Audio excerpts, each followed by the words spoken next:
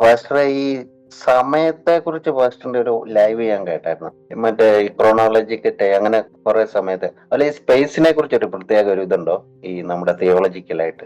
അല്ല, കാരണം ചോദിക്കാൻ കാരണം നമ്മുടെ ആദ്യത്തെ ക്ലാസ്സില് പാസ്റ്റർ ഒരു പടമൊക്കെ വരച്ചിട്ട് മറ്റേ അൺസീൻ വേർഡ് അങ്ങനെയൊക്കെ കുറെ കാണിച്ചിരുന്നല്ലോ. അപ്പൊ അതുകൊണ്ടാ.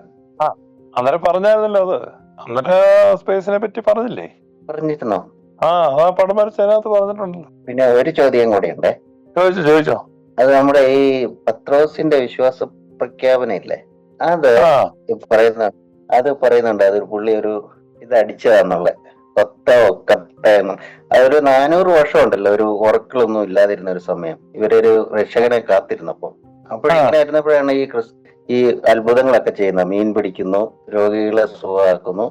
ഞാൻ ആരാന്ന് ചോദിക്കുന്നത്, പിന്നെ ഏക്കട്ടെ എന്നുള്ള രീതി അടിച്ചതാന്നു. ആരാ പറഞ്ഞു അങ്ങനെ? ഞാന് ഒരു ക്ലാസ്സിൽ പങ്കെടുത്തപ്പോ അവിടെ ഒരു പ്രീസ്റ്റ് തന്നെ പറഞ്ഞു. ഞാൻ ചോദിച്ചപ്പോ ഒരു സഭയുടെ പ്രീസ്റ്റാ? ഞാനൊരു കാത്തലിക്കാണ്. അപ്പൊ ആ പ്രീസ്റ്റ് യേശു പൊട്ടനായിരുന്നോ? പൊട്ടൻ എങ്ങനെയായിരുന്നു? പിന്നെ യേശു പൊട്ടനായിരുന്നോ? യേശു അല്ലേ പറഞ്ഞ നിനക്ക് പിതാവായ ദൈവം വെളിപ്പെടുത്തിയിരിക്കുന്നതാണ്. അപ്പൊ യേശു മരപ്പൊട്ടനായിരിക്കണം. നിങ്ങൾക്ക് അപ്പൊ അച്ഛനോട് നേരിട്ട് ചോദിക്കണ്ടേ? ഇവനൊക്കെ പറയുന്നത് കേട്ടു വീട്ടിൽ പോരുകയാണോ? നീ എന്തിനാണ് ആ കുപ്പായ ഇട്ടോണ്ടിരിക്കുന്നത് ചോദിക്കണ്ടേ? പറ്റിയ കഴുത്തെ പിടിച്ച് ഞെക്കുകയും ചെയ്യണം ഈ വ്യാഖ്യാനിക്കാൻ ഇറങ്ങിയിരിക്കുന്നു. നിങ്ങളെ പോലെയുള്ളവരൊക്കെ ഇവനെയൊക്കെ വളം വെച്ച് കൊടുക്കുന്നു. കേട്ടു വീട്ടിൽ പോരുകയാണ്. അതിന്റെ അടുത്ത വാക്യം വായിക്കണ്ടേ? യേശു പൊട്ടനായിരുന്നു? ഒരിക്കലും അല്ല. അവൻ ഏതാണ്ട് കന്യാസ്ത്രീ മഠത്തിൽ നിന്ന് രാവിലെ പല്ലും തേക്കാതെ ഇറങ്ങി നിന്ന് ക്ലാസ് എടുത്തപ്പോ അങ്ങനെ പറഞ്ഞ അച്ഛൻ മൂത്രം ഒഴിക്കാൻ പോകുന്ന പുറകെ പോയി അവൻ മൂത്രം ഒഴിക്കാനുള്ള വിധത്തിൽ നല്ലൊരു ചവിട്ട് കൊടുക്കണമായിരുന്നു. പഠിപ്പിക്കാൻ ഇറങ്ങിയിരിക്കുന്നു. കത്തോലിക്ക സഭയുടെ അടിസ്ഥാന വിശ്വാസത്തിൽ നിൽക്കുന്ന വാക്യ അതിനേറ്റം അവനിരുന്ന് ഉണ്ടാക്കുന്നത്.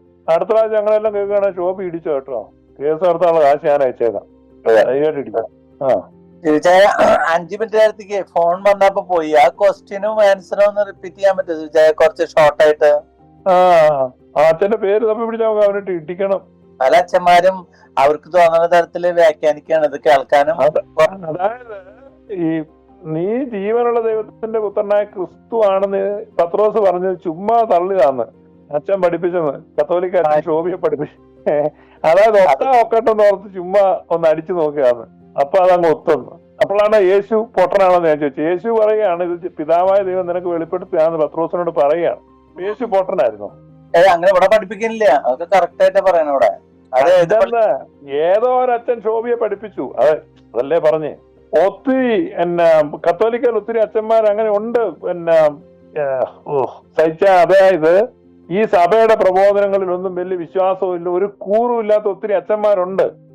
അങ്ങനെയുള്ളവരെ വിശ്വാസികൾ കൈകാര്യം ചെയ്ത് നേരെയാക്കണം. മനസ്സിലായില്ലേ? അതിനെയാണ് റിവേഴ്സ് ഷെപ്പേഡിങ് എന്ന് പറയുന്നത്. ഷെപ്പേഡ് എന്ന് പറഞ്ഞാൽ അച്ഛന്മാർ നമ്മളെ നയിക്കേണ്ട, അതിനെ ഷെപ്പേഡിങ് എന്ന് പറയുന്നത്. എന്ന് പറഞ്ഞാൽ അച്ഛന്മാരെ വിശ്വാസികൾ നന്നാക്കുന്നതിനാണ് റിവേഴ്സ് ഷെപ്പേഡിങ് എന്ന് പറയുന്നത്. മനസ്സിലായോ ഷോഭിക്ക്? പിന്നെ ഒരിടത്തൂടെ അവൻ അങ്ങനത്തെ ക്ലാസ് എടുക്കരുത്. അവന്റെ ക്ലാസിന്റെ കൊതി അന്ന് തീരണം. നല്ല ഓഡിയൻസിനകത്ത് നല്ല ആളുകൾ എഴുന്നിട്ട് ക്വസ്റ്റ്യൻ ചെയ്ത് കഴിഞ്ഞാൽ ഇവന്മാരുടെ സൂക്കേട് ഇവന്മാര് നന്നായിട്ട് പിന്നെ പ്രശ്നം അറിയോ? മര്യാദയ്ക്ക് നടന്നോളൂ. ചോദിക്കാൻ ആളില്ലാത്തോണ്ട്. ഇവിടെ പുത്തമ്പള്ളിയിൽ ഞാൻ പണ്ട് പറഞ്ഞിട്ടുണ്ടെന്ന് തോന്നുന്നു. പുത്തമ്പള്ളിയിൽ ഒരു 2 വർഷം മുമ്പ് കുർബാനയുടെ ഇടയില് അപ്പം വീഞ്ഞു കൊടുക്കുന്ന സമയത്ത് യഹോവയുടെ ഒരു പാട്ട് പാടി കൊയറിലുള്ളവര്. കുർബാന കഴിഞ്ഞ വഴിക്ക് ഞാൻ അവിടെ ചെന്നു അവന്റെ അടുത്തേക്ക്. ഞാൻ ചോദിച്ചു, ഈ യഹോവയുടെ പാട്ടൊക്കെ നമുക്കുണ്ടാ? നമ്മുടെ ബൈബിളിൽ യഹോവ ഉണ്ട്, അതെന്തിനാ ഈ ബെന്തിയോസാരുടെ പാട്ട് ഇടുന്ന് നിങ്ങൾ പാടണെന്ന് ചോദിച്ചാ പറഞ്ഞു പെട്ടെന്ന് പാടിപ്പോയത് ഇനി പാടില്ല എന്ന് പറഞ്ഞു. എങ്ങനെയുണ്ട്? അങ്ങനെ ആളുകൾ പ്രതികരിച്ചത് ഇവരെല്ലാം നന്നാവുന്നേ. നമ്മളത് ചോദിച്ചില്ല എന്നുണ്ടെങ്കിൽ അവൻ ഇനിയും പാടും. അത് അവൻ പാട്ട് പാടാൻ പോകണ എവിടെയും. അപ്പൊ അവനെ പറഞ്ഞിട്ട് കാര്യമില്ലല്ലോ. കറക്റ്റ് ആണ്. റിവേഴ്സ് ഷെപ്പേഡിങ് എന്നാണ് പറയുന്നത്. അടിയിൽ മുകളിലോട്ട് പോവാം. സാറിന് മുകളിൽ താഴെ വരേണ്ടത്, ദൂരമല്ല അടിയിന്ന് മേളോട്ട് വരാൻ. അടിയില് ഇപ്പൊ യാക്കോബായ സഭ നല്ല പണി മേടിക്കുന്നുണ്ട് കേട്ടോ. ഈ യാക്കോബായ വിശ്വാസികളൊക്കെ അച്ഛന്മാരുടെ എല്ലാം ചോദിക്കുന്നുണ്ട്, അച്ഛന്മാര് കുഴയുന്നുണ്ട്. കാരണം അതാണ് അങ്ങനെ. അതായത് മുകളിൽ നിന്ന് താഴോട്ട് കറക്റ്റ് വരേണ്ടത്. അത് വരാത്തോണ്ട് നമ്മള് താഴെ മുകളിലോട്ട് വിടുക. അതിന് റിവേഴ്സ് ഷെപ്പേഡ് പറഞ്ഞല്ലേ? റിവേഴ്സ് ഷെഫേഡിങ് ആണല്ലോ. അജവാനന് നേരെ തലയും കുത്തി പോവുക.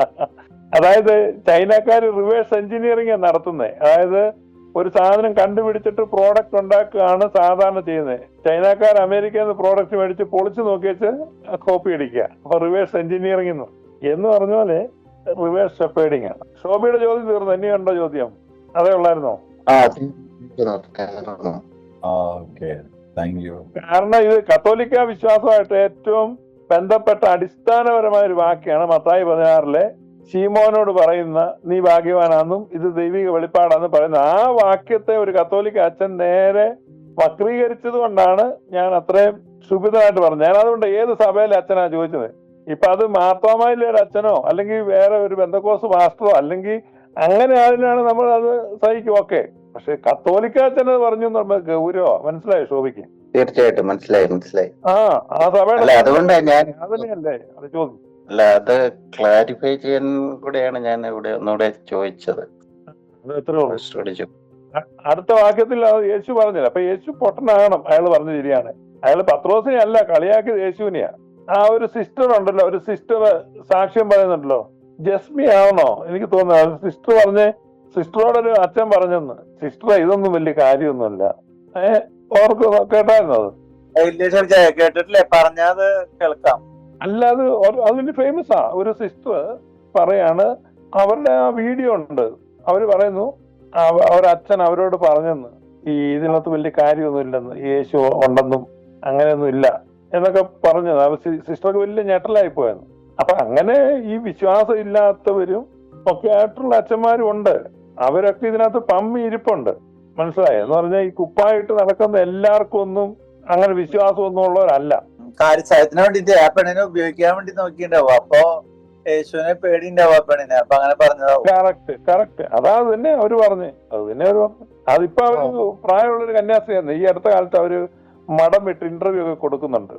അപ്പൊ അവരുടെ അനുഭവങ്ങൾ പറഞ്ഞപ്പോ അവരൊരു അച്ഛൻ ഇങ്ങനെ അവരോട് പറഞ്ഞെന്ന്.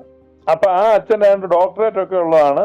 അപ്പൊ ഡോക്ടറേറ്റ് ഉള്ള അച്ഛൻ പറഞ്ഞു കഴിഞ്ഞാൽ പിന്നെ അപ്പൊ ഇതൊക്കെയെന്ന് പറഞ്ഞാൽ നമ്മൾ എല്ലാവർക്കും ഒന്നും അങ്ങനെ ഇല്ല. നിൽക്കുന്നു എന്ന് പറയുന്നതിനകത്ത് അർത്ഥമില്ല. ശോഭയ്ക്ക് പിടി കിട്ടിയോ? കിട്ടി. അതല്ല, ഇതിന്റെ ക്ലാരിറ്റിക്ക് വേണ്ടിയാണ് ഞാൻ ഫസ്റ്റോട് ചോദിച്ചത്. അപ്പോഴിത് കൃത്യം അത് അറിയാൻ വേണ്ടിയായിരുന്നു അവിടുന്ന് എന്താ അങ്ങനെ പറഞ്ഞായിരുന്നു. അപ്പൊ എനിക്ക് മനസ്സിലായി, കൃത്യ കാര്യം മനസ്സിലായി. പിടി കിട്ടി. ഇനി ഇങ്ങനെ കേൾക്കുവാണെങ്കിൽ ഞാൻ പ്രതികരിക്കണം. അതാ പ്രതികരിക്കാത്ത ഇവർക്കെല്ലാം വളവാകുന്നത്. നമ്മളെ ഓർക്കും അയ്യോ അച്ഛനല്ലേ വോട്ട്. ആ അച്ഛന് ആത്മാർത്ഥം വേണ്ട. അയാൾ കുപ്പായിട്ട് നിൽക്കുന്നത് എന്തിനു വേണ്ടിയാണ്? അയാൾ എന്തിനാ പ്രതിനിധാനം ചെയ്യുന്നേ? അപ്പൊ അതിനൊരു ആത്മാർത്ഥവും കൂറും വേണ്ടേ?